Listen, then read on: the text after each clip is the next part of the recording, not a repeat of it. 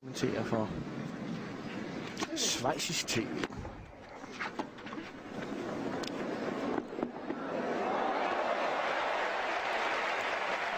Svær den der? Jeg tror det. Ja, det gjorde den. Det er godt nok slaget.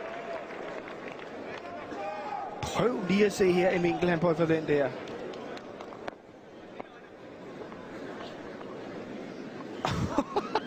Han er over på den anden side. Og den sidder der også.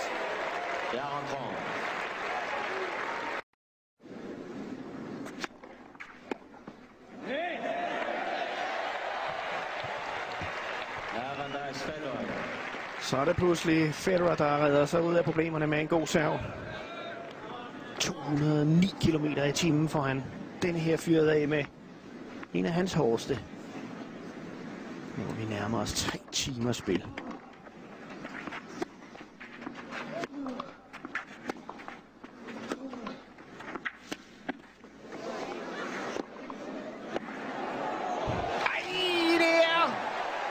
Den bedste duel, han har spillet i den her kamp, Federer. Hvordan når han den der?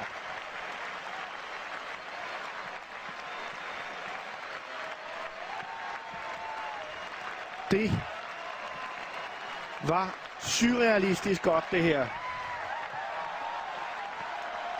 At begge spillere i øvrigt. Fantastisk, han kan holde den der inden Del Potro. Han spiller den jo så klogt, og han når den der helt derovre fra. Og så får Federer, altså jeg ser Del Potro klapper sportsligt af modstanderen her. Det er dog fantastisk tennis, de spiller, de to. Og de har været på banen i, ja, næsten 3 timer. Der skiftede den 3 timer.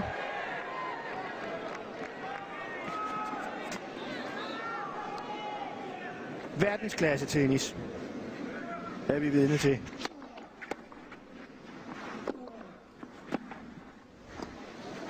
Ja. Verdensklasse flugtning.